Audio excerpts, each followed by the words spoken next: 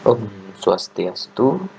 Assalamualaikum warahmatullahi wabarakatuh. Salam Namo Buddhaya. Salam sejahtera bagi kita semua. Salam harmoni. Perkenalkan, nama saya Dodon Hamdani, NIM 1913081009 dari S1 Kimia.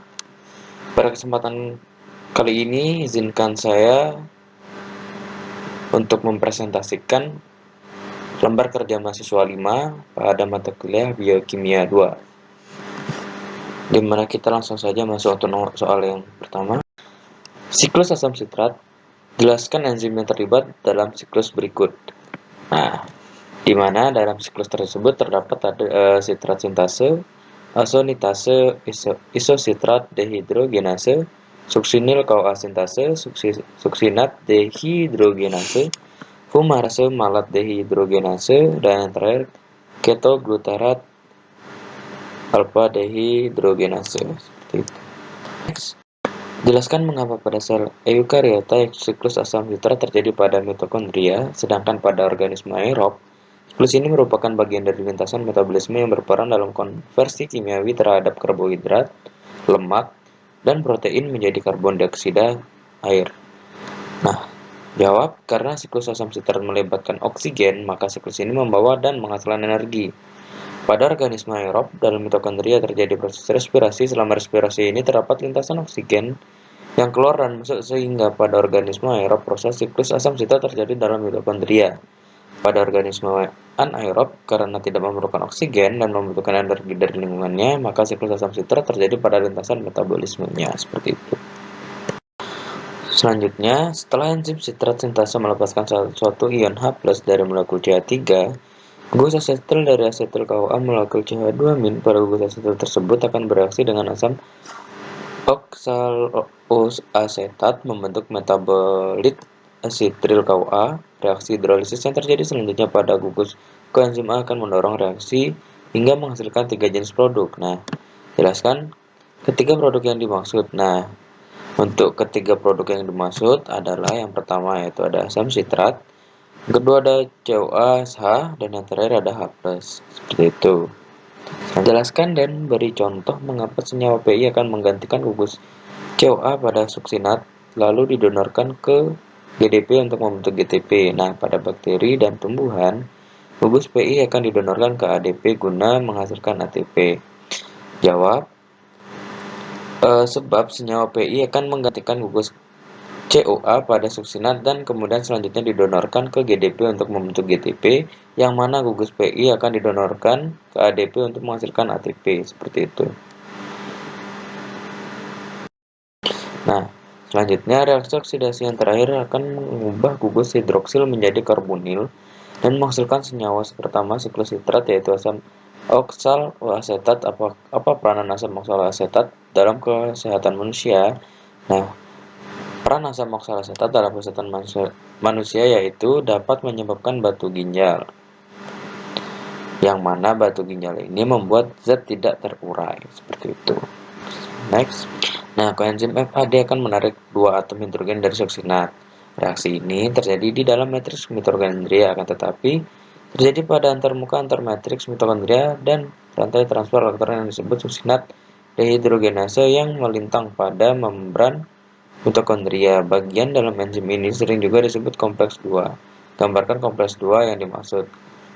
Nah, seperti gambar di samping, kompleks 2 merupakan kompleks enzim yang disebut suksinat quinone oksidoreduktase, di mana juga disebut sebagai titik masuk kedua pada rantai transfer elektron yang terdiri dari kompleks enzim suksinat dehidrogenase aerobik dan fumarat reduktase anaerobik. Kompleks ini adalah satu-satunya kompleks enzim yang merupakan bagian dari kedua lintasan metabolisme, siklus asam sitrat maupun respirasi seluler pada rantai transfer elektron, dan terdiri dari 4 subunit protein dan mengandung sebuah faktor flavin, adenina, dinukleotida yang terikat pada enzim, gugus besi sulfur, dan sebuah gugus Hom yang tidak berpartisipasi pada transfer elektron ke koenzim Q.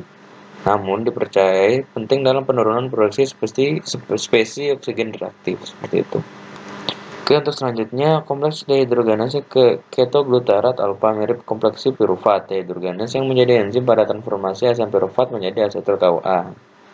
Bersama dengan koenzim NAD+ akan mempercepat oksidasi yang membentuk koenzim baru disebut suksinil KOA yang memiliki ikatan diester antara koenzim A dengan gugus suksinil. Tunjukkan gugus suksinil yang dimaksud. Nah, untuk gugus suksinil yang dimaksud adalah senyawa Pi yang akan menggantikan gugus CoA pada suksinat, kemudian didonorkan ke GDP untuk membentuk GTP. Untuk bakteri dan tumbuhan, gugus Pi akan didonorkan ke ADP guna menghasilkan ATP. Nah, adapun reaksinya yaitu suksinil KOA plus GDP plus Pi plus H2O suksinat plus COASH plus GTP, seperti itu.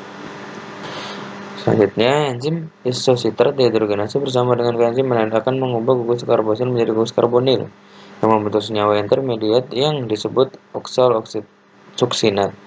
Oksidasi oleh ion H+ akan menyebabkan oksal suksinat melepaskan gugus COO- yang tidak stabil dan membentuk senyawa CO2. Apa yang dimaksud dengan senyawa intermediate? Nah, senyawa intermediate adalah senyawa perantara sebagai hasil sementara suatu reaksi yang kemudian mengalami reaksi lanjut menjadi senyawa lain. Dalam buku Mas IUPAC, senyawa intermediate didefinisikan sebagai entitas molekul yang berumur jelas lebih panjang dibandingkan sebuah vibrasi molekul tersebut. Seperti itu, kita lanjut. Nah, fosforilisasi oksidatif adalah suatu lintasan metabolisme dengan penggunaan energi yang dilepaskan oleh oksidasi nutrien untuk menghasilkan ATP dan mereduksi gas oksigen menjadi cair. Gambarkan dan jelaskan proses ini dan tunjukkan tempat pengendaliannya. Nah, seperti gambar di samping, fosforilasi oksidatif adalah suatu lintasan metabolisme dengan penggunaan energi yang dilepaskan oleh oksidasi nutrien untuk menghasilkan ATP dan mereduksi gas oksigen menjadi air. Adapun proses terjadinya fosforilasi oksidatif secara ringkas adalah sebagai berikut, di mana yang A, tahap 1 adalah gliolisis, merupakan jalur dengan 10 langkah yang reaksi keseluruhannya adalah sebagai berikut, di mana C6 H12O6 plus 2Na2 plus 2ADP plus 2P 2CH3 C dengan O COH plus 2ATP plus 2NADH plus 2H+. Nah, untuk tahap yang kedua adalah dekarboksilasi oksidatif, di mana pirufat plus COA plus NAD plus asetil KOA plus NADH plus H plus CO2. Kemudian fitur penting adalah NHD plus yang digunakan untuk menghilangkan 2 atom H dan 2 elektron dari pirufat. Kemudian NADH menuju ke rantai transfer elektron untuk membantu menciptakan lebih banyak ATP, dan asetil KOA memasuki siklus asam trikarboksilat. Nah, C tahap ketiga adalah siklus asam trikarboksilat. Siklus asam trikarboksilat merupakan serangkaian 8 reaksi yang terjadi di lapisan dalam mitokondria. Mereka secara keseluruhan mengoksidasi asetat menjadi karbon dioksida dengan bersamaan keseluruhan sebagai berikut, di mana 2 asetil KOA plus 6 NAD plus 2 FAD plus 2 ADP plus 2P plus 4 H2O plus 4 CO2 plus 2 COA plus 6 ADH plus FADH2 plus 2 ATP plus 6H. Kemudian energi yang dihasilkan disimpan dalam ATP, NADH, dan FADH2. Kemudian NADH dan FADH2 melanjutkan ke rantaian transport elektron. Kemudian masuk ke tahap 4, rantai transport elektron. Nah, di sini ion H+ dan elektron yang diproduksi pada tahapan sebelumnya bergabung dengan oksigen untuk membentuk air. Ketika ion hidrogen mengalir, ATP terbuat dari ADP dan ion fosfat, dan reaksi bersihnya adalah 2 ADP plus 2P plus 2 NADH plus O2 plus 2H, 2 ATP plus 2 NAD plus 2H2O. Secara keseluruhan, satu molekul glukosa menghasilkan sekitar 32 molekul ATP dengan fosforilasi oksidatif. Oke, selanjutnya, berdasarkan artikel yang diberikan, Akram M. 2013, citric acid shackle and roll if its intermediates in metabolism, cell biochemistry, and biophysics.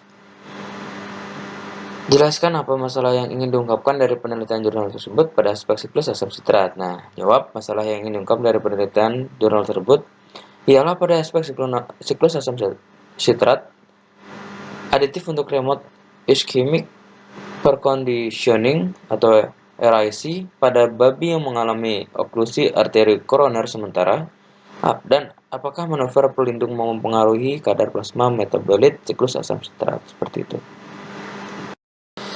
Nah, dari sekian yang sudah saya bahas, mungkin cukup sekian. Jika ada kesalahan dalam berucap atau dalam bertutur kata, saya mohon maaf. Saya akhiri dengan Paramasanti, Om Santi Santi Santi Om. Wassalamualaikum warahmatullahi wabarakatuh. Salam namo, salam sejahtera untuk kita semua, salam harmoni. Terima kasih.